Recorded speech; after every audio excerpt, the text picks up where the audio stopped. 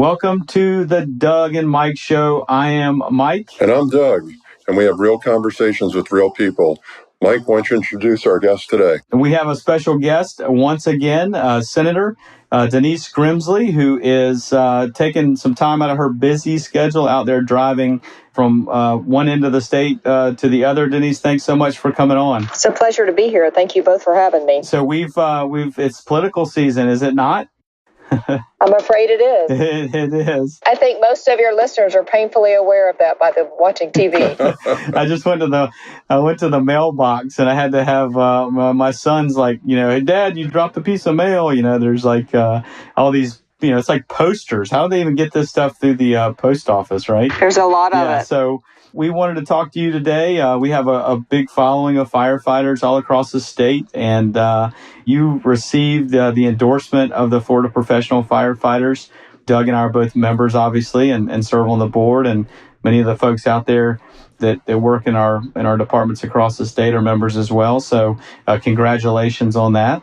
So thank you. Yeah, so again, thanks for coming on. We wanted you we'll just have a great conversation here, kind of get to know who you are. I had a chance to get to know you a little bit when we did some screenings and seeing here in Tallahassee, but give our listeners a snapshot of your background and how you got to where you are today. Okay, well, I'm happy to do that. I am a fifth-generation Floridian, born and raised in the middle part of the state. We call it Florida's Heartland, because it's right in the heart of the state. It is south of Lakeland, Tampa, Orlando area, but it is north of Lake Okeechobee. And I grew up there, went to school to be a nurse, and I was a certified trauma nurse and a certified OR nurse, working with many first responders for many, many years. And after doing that for 17 years, my dad got sick. And when he did, I left my job as a nurse to run our business. We had a petroleum company, LP gas distributorship, 10 convenience stores. Also, we are still currently in the citrus business, and we have cattle as well. But I ran the company for 10 years on the retail side. And in that 10-year window of time, I started having to go to Tallahassee and dealing with regulatory agencies. And I just didn't like what I found. The first time I went into Tallahassee, I took the day off from work. I drove up. Took me about 5 hours. I walked into a state representative's office, and the whole time that I was talking to him, he had his back to me working on the computer. And I thought, I deserve more respect than that as a taxpayer, as a human being. And I walked out of there thinking, there's got to be a better way to run this process than that, and went back home and had some dealings with regulatory agencies. One was actually the Department of Agriculture, which is the position that I'm running for. And one of the functions of the department is it regulates food service. And in the state of Florida, if you want to sell coffee, you have to have hot water. And I walked into one of our stores on a Friday afternoon about 4 o'clock, and our hot water heater was out. But our employees were there replacing it, probably had maybe 20 minutes left on the job. And the inspector walked in. Now, he didn't come in to inspect, but he came in just to buy something. But he said, I don't have time to wait for you to finish this job. I'm going to have to red tag your equipment and shut it down for the weekend. I'll come back on Monday and turn it on. I said, well, you can't really do that because it's January, it's cold. Coffee's one of my biggest sellers and highest margin items in the store. I need you to cut me a little slack. Just wait. He said, I can't. I've got to go. And he left. And I got on the phone and called Tallahassee to try to find somebody to help override that, because by then I'm finished with the job and we're back up and running. And the guy that I got was just a real jerk. And he was like, ma'am, I don't care what you tell me. You're not going to sell any coffee this weekend. So essentially, just give it up going down the road. And I just didn't like that. I feel like if you're doing the right thing and you're trying to make a living, you're trying to make a payroll, people want to work with you. So I decided I was going to get involved in politics somehow. I couldn't run for office at the time. I was running a company. But I started looking for candidates that I felt like were business friendly. They were agriculture friendly. They were rural friendly because I live in a rural area. But also looking for people that had some common sense. And that's just kind of how I got started. In 2004, we had an opportunity to sell our stores, and we did. And it was an open seat in the legislative process. And so I decided to run. and been in the House, served in the House for 8 years, and then I served now in the Senate for 6 years. In 2006, I went back into healthcare. I went back to the ER after being gone for 10 years. Now that was hard. I mean, in some aspects, it was like riding a bicycle, because when you work trauma for that long, you know it, and it comes back to you. But the drugs were all different. So for all your paramedic listeners out there, I mean, there was no soda bicarb, there was no beryllium. There came back this thing called amiodarone. I'm like, I don't know what amiodarone is. Never even heard of it. So I had to go back through ACLS and all those things. But eventually, I went on. I worked mostly night shift, and eventually moved up into administration, and now I'm a hospital administrator. But I really tried to spend my time in the legislative process helping people navigate state government, because if you don't know it, you get frustrated and you waste. It's a big time waster trying to deal with regulatory agencies. And so that's what I really tried to do. And about 2 years ago, I had decided that I had been in the legislature long enough, and I'd done what I set out to do. I had a lot of healthcare things I wanted to work on, and a lot of agriculture things, and those were accomplished. And I thought it was probably time for me to go home, to the point that I sold my house in Tallahassee, where I'd been staying during the legislative sessions, and was ready to just run my hospital full time and take care of my grove and my cows on the weekend, and that's what I was going to do. And then no one really stepped up to run for the Commissioner of Agriculture position that I felt like needed to have 3 main qualifications. And that's first and foremost a hands-on background in agriculture. But second, really very important, is the executive experience with the ability to operate an agency of multi-different divisions, ranging from a wide variety of things, from security guards, pest control, the forestry firefighters fall under there, the agriculture law division. It just does a lot of things. So many things fall into that, yeah. It's huge. It's massive. There are 3,800 employees. It's a $1.7 billion budget. It's amusement. Wow, 3,800 employees? It's a lot of employees. And wow. And I believe you need a leader of that organization that has leadership experience, which I have over 25 years of that, knowing how to work with employees and how to lead an organization. And then I also believe that you need a background in finance from the public sector and from the private sector, because on the private sector side, I believe you should have made a payroll and supervised employees, but you also need to understand the cyclical nature of agriculture and how the finances work. And on the public sector side, understand how the federal money comes from Washington, but also how the state trust funds work and how they get to their end use. And the biggest thing is where to look for fraud. I gained that experience by being the budget chairman in the House of Representatives for 2 years. And the 2 years I was budget chairman were the 2 worst years of our economy ever. And when I walked in to that position, we were looking at a $4 billion shortfall. And it was my job to get a balanced budget passed and make sure that we didn't cut things like mental health and substance abuse. And we were able to do that. But I learned and gained a lot of experience those 2 years. So I understand the budgeting process. And I believe as a leader of that organization, you've got to walk in on day one with a budget strategy, so you can make sure that you're dealing with salaries and benefits of your employees, particularly your first responder employees, but also have a 4-year strategy for training and make sure your equipment is up to date. And the fourth thing that I believe that your next commissioner needs to have, we'll go back to what I said before, is some common sense. Because you can have science all day long, but you also have a human factor, and you have to be able to balance those two and look at what makes sense in whatever policy that might be that you're trying to pass. So I didn't find a candidate that I felt like met those qualifications and that was running for the right reasons. So I decided to get in the race. And it's been a long race. I've been in there for 18 months. We've got 33 days as of today left on the election. And it's not much fun campaigning in Florida in the middle of the summer, let me tell you. I bet.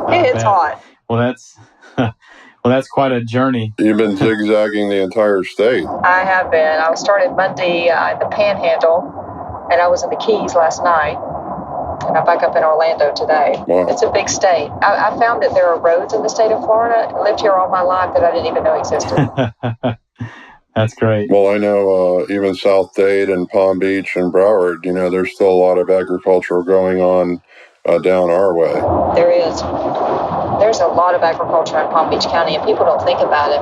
But out in Belgrade, Pahokee, and South Bay, there is so much agriculture out there. Well, let me ask you a question, because you did touch on the fact that forestry does fall under the Commissioner of Agriculture's domain.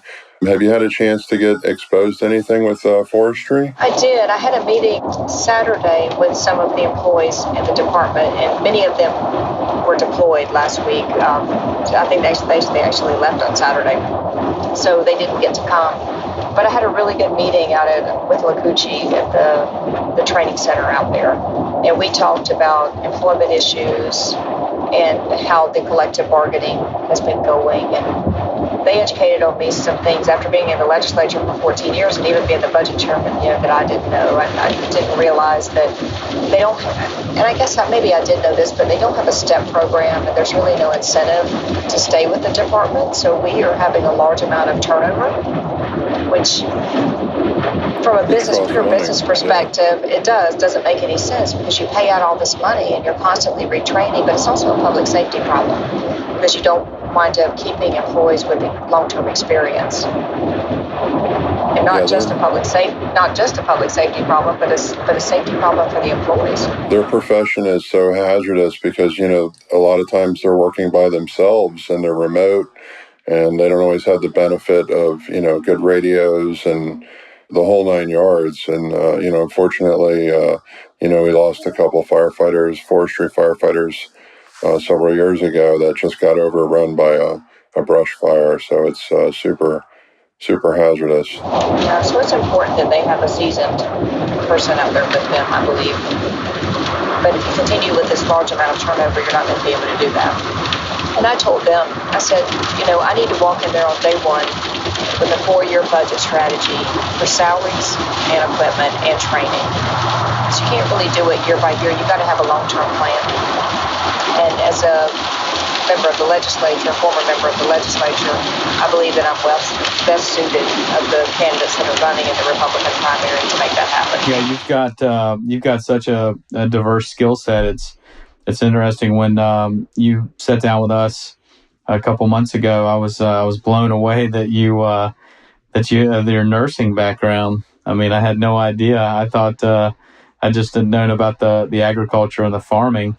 And you're talking about, you got in the weeds there a little bit with the drugs and medications. But the nursing field, particularly in trauma, is it's such a niche part of medicine, and that's something that's much like us being out here in the field, responding to calls out there on the streets. I mean, you're having to put these folks back together in that quasi-controlled environment, and that other skill set of running a business and then being, in agriculture and farming and navigating bureaucracy and all these things. And so you certainly pack a mean punch here when it comes to a resume. I love the years that I worked in the ER, and when I got out of nursing school, it was before there were paramedics. We had EMTs, and that was it. And it was before we had helicopters. So we were doing a lot of, in the little hospital I worked in, we were doing all the trauma ourselves. And so the ER nurses were the ones that went in the ambulance to Tampa General, wherever we were transferring to. So, okay. I loved it. I was the young person in nursing school that was always watching. I don't know if you're old enough to remember the show, but the show Squad 51, I think it was called, where the first responders and emergency. That was the name of it. That was. I was a junkie. I was a junkie for that show, and then that's what we did, and I loved it. At some point in time, you get too old to do it. Yeah, it's that chaos that you're attracted to trying to organize that chaos, and it takes a special person to do that. It's not any different in politics. It's total chaos. So you got to manage it. That's true. Yeah, I always tell everybody being a trauma nurse was the best job I ever had to prepare me for politics, because it taught you to keep your eye on the ball and you just ignore all the garbage that's going on out beside you. You got to stay focused. Triage. Exactly. Well, Right? it definitely gave you insight with our post-traumatic stress disorder bill. Absolutely. and the stuff you yourself have seen, horrible stuff that you can close your eyes and remember it like yesterday. Oh yeah, you can't get rid of those things, right? Now, I still remember the first really traumatic thing that bothered me was a 6-month-old baby came in, automobile accident, had a totally cleanly severed at the wrist, and the hand was on ice. And it was the first time, and of course, as soon as I lifted up the 4x4, I got squirted in the chest with blood. And I still remember that, and it bothered me for the longest time. And about 25 years later, I always wondered what happened to that little boy. Well, I guess it was a little bit longer than that, because it was when I took my last job, the job I have now as a hospital administrator. I was about a week into the job, and I walked into our business office. There was this young man working there. And I looked at his arm, and I thought, oh my gosh, that's got to be that baby. And I started talking to him, and sure enough, that was him. So that's the good side of the job, that you really get to see the fruition of your hard work and your ability to try to save a life, 25 years down the road. So that's the good thing about the job, the work that we do. Yeah, and so those are the things you focus on, to help you get through. What are some of for those out there that are listening, that's important to note that you've been a big supporter of our issues through the years, and we appreciate that. And on that PTSD issue that the governor signed, and then on the cancer bill that we've brought back, we'll continue to bring back. You've been a champion for that as well. So I'll continue to be as Commissioner of Agriculture, because that's an important bill. Thank you. We appreciate that. I mean, it does. It's I just saw another state signed on with it yesterday, I believe. So it's definitely past due. Georgia. We're so better off in so many ways than Georgia in terms of a lot of our employee benefits, and it's just sad to see that we've fallen behind in that category. But again, we'll get there. We'll continue to bring the bill forward and the stories forward. That's the most important thing, I think.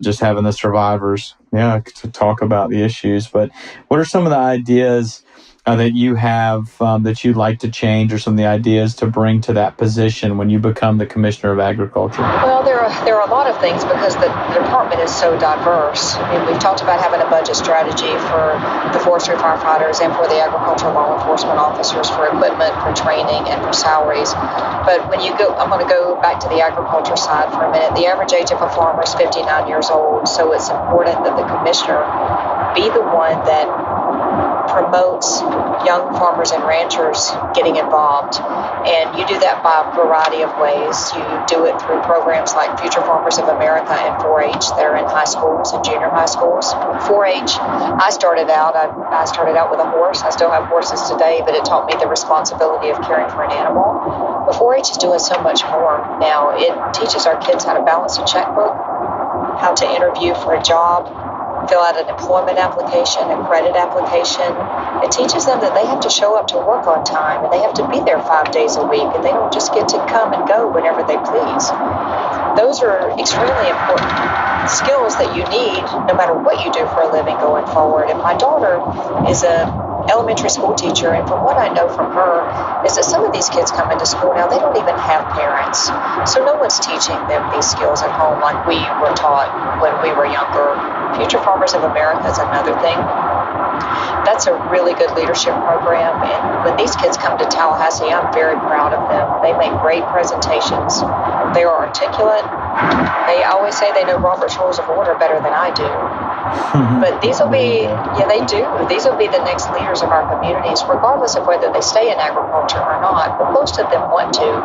And the struggle some of them have is their families don't have agriculture, so they didn't grow up in it. They've just acquired a taste for it. And it's really hard financially to get started. So I passed a piece of legislation last year called the Young Farmer and Rancher Program. They created a dollar-for-dollar matching grant program for young people 18 to 35 to use the money as a down payment on a piece of property, or enter into a long-term lease, or buy equipment.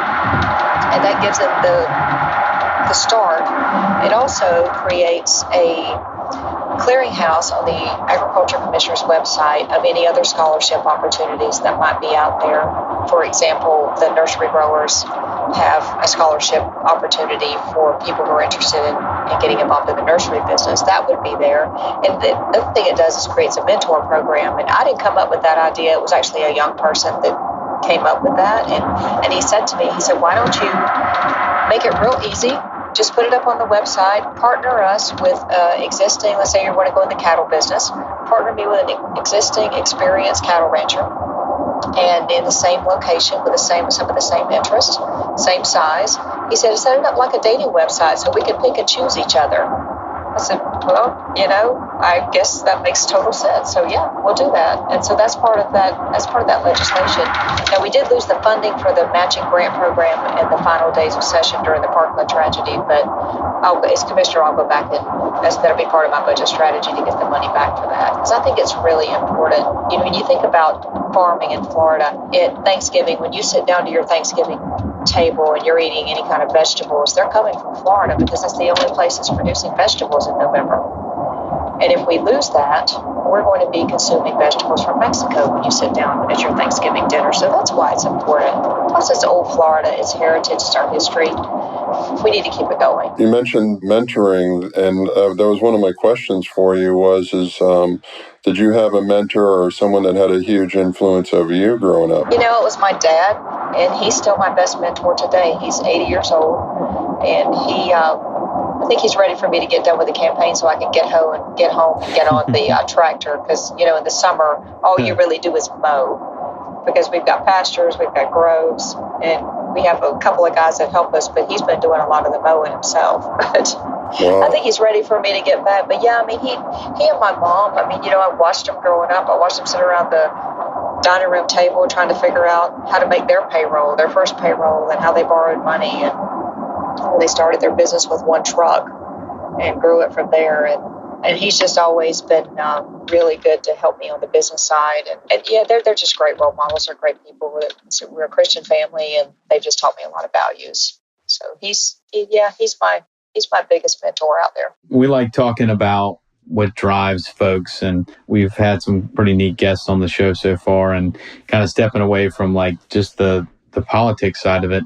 You seem to have this really strong work ethic and this strong drive, and I'm sure your days are probably much longer than most people's days. But what has been the key for you to stay motivated and driven? I think it's just in my blood. Growing up on a farm, I always say, you grow up on a farm, things break. And you don't give up, you got to fix it. I knew better than to tell my dad, it can't be fixed. You got to work on it. You got to figure it out. And that's just my background. But, my drive, my long-term drive is making Florida a better place for my grandkids. I've seen so many changes in my lifetime as in my career. I just think we have a great story to tell in the state of Florida, and we need to be telling it. We have new people coming into this state every day, and they don't know. And so that's one of the things as a cabinet member, as a commissioner of agriculture, I ought to be out telling Florida's story, letting people know this is this way because that's the way it's been, and we have agriculture for a reason. We need green space for a reason. We can't have total development everywhere. Part of that, I've got a rural plan that talks about agritourism. And that's a good way to teach people from urban areas about agriculture. And there's actually some interest in urban areas about agriculture, more so than I expected when I started getting out and campaigning. One of the ladies in my Senate district has started letting people tour her ranch and visit her cows, and she calls it cow cuddling. And I kind of laughed at her when she told me that. I'm like, really? She said, no. I said, people pay you for that? She said, they do. Because it seems foreign to me because I grew up around them. But she said, no, literally. You were around it. That's exactly. Right. She said, oh, they love it when the cows lick them. I said, I don't want the cows licking me. I try to avoid that. But I get what she's saying, because if you grow up in concrete and you've never seen a cow, you have no idea how the beef gets to Publix. That's a great learning opportunity for not just children, but adults too, as they go out. And it gives them an alternate place to go on the weekend. It's great that we have Disney and we have Busch Gardens and we have all these other attractions, but there's more to Florida than that.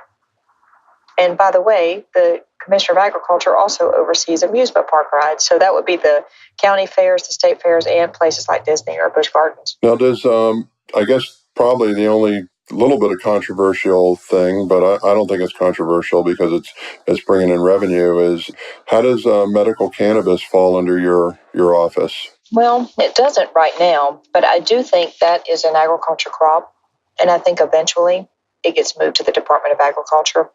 The Department of Health has not done a good job trying to implement that language, and we're all very concerned about it. It seems like it's just been held up. It's been one thing after another. I believe the Department of Agriculture is a good place for it. And for me, particularly as commissioner with a healthcare background, it's an ideal place for it to go. But I would implement it a little more smoother and more efficiently because I think it's a policy that's been passed by the legislature. It's been signed by the governor. We need to move it and get it done. There are a lot of kids out there waiting for that product in order to help them, seizure disorders, that type of thing.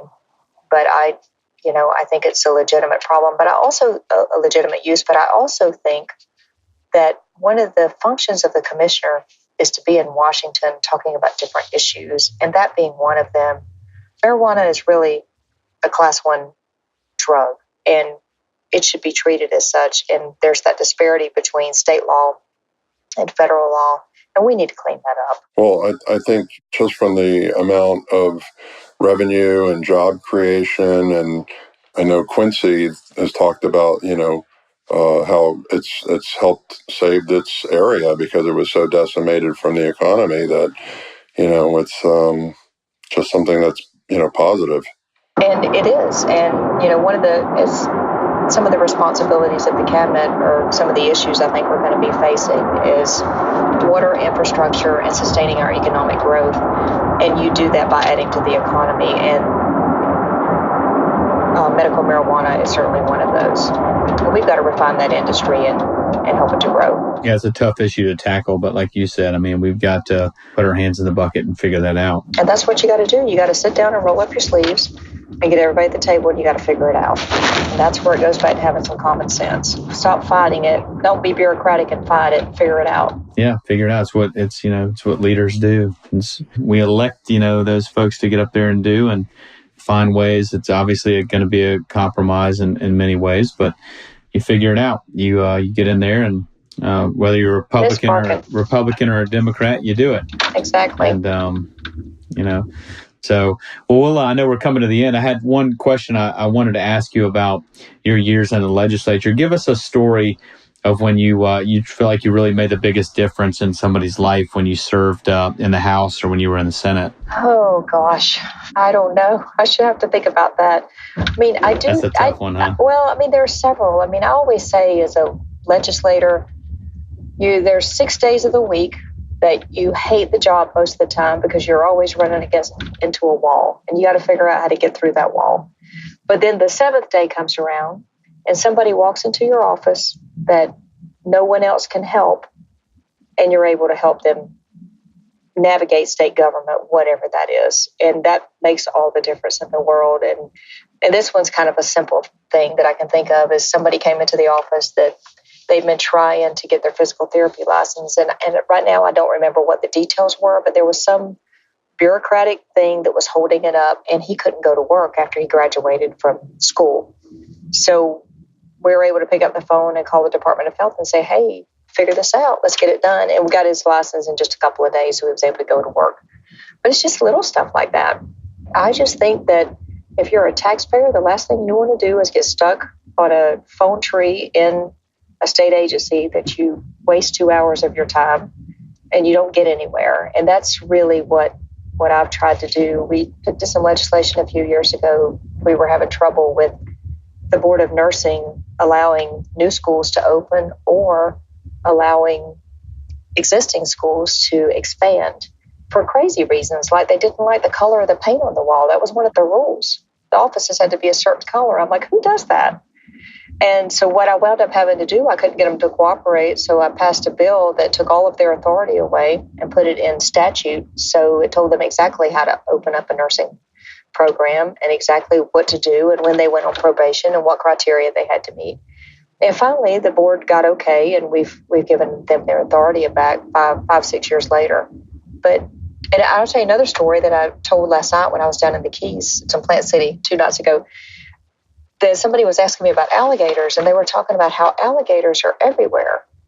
I said, I know. We have way too many of them, and there's only a certain amount of permits that Fish and Wildlife issue every year. And this was back in 2012.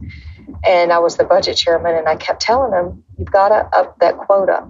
I mean, I've got people in the district where alligators are in their house, and people are afraid, and they wouldn't do it. So what I wound up having to do was write the 2 of the top people out of the budget. I wrote their jobs out of the budget. I got their attention.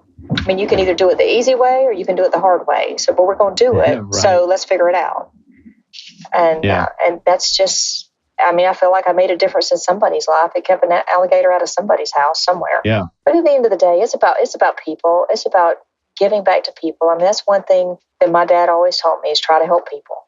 And whether that's as a nurse, whether that's as a hospital administrator, a senator, or the commissioner of agriculture, it's the different jobs, but same purpose. We're super excited that you're running for office, and I'm excited about it too. There's a lot of good things we can do. That you're going to make a huge difference. Yeah, we can work together, and we will make a difference. Yes, thank you for being there for the first responders, for the firefighters, and being being an advocate on our behalf all those years. And we look forward to the great work you're going to do when you come back into Tallahassee. And from the bottom of our heart, we do appreciate that, because sometimes we get a little frustrated with politics, and you get turned off by things. But at the end of the day, the decision makers do have the ability to change our lives, and we have to invest in them. We have to work hard to get the ones elected that align with those values that are important to us. And then when they get into office, we have to continue to build that relationship so that they know what things are important to us.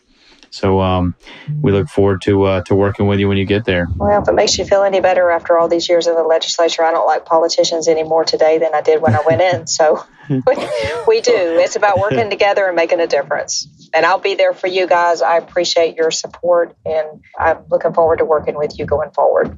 Fantastic. All right. Well, great. Well, thanks for coming on the show. We're at that mark here. We're going to let you keep doing what you have to do. And we thank everyone out there for tuning in as well. And if you want to get involved in the campaign here, we're going to put all that information in the show notes so you can get in line there. And whether it's knocking doors or contributions or just spreading the good word, we will include that in the show. So, Senator, thank you for joining us, and we look forward to chatting with you soon. Thanks for tuning in to the Doug and Mike Show. Thank you both very much. Have a great day. Thank you. Bye-bye.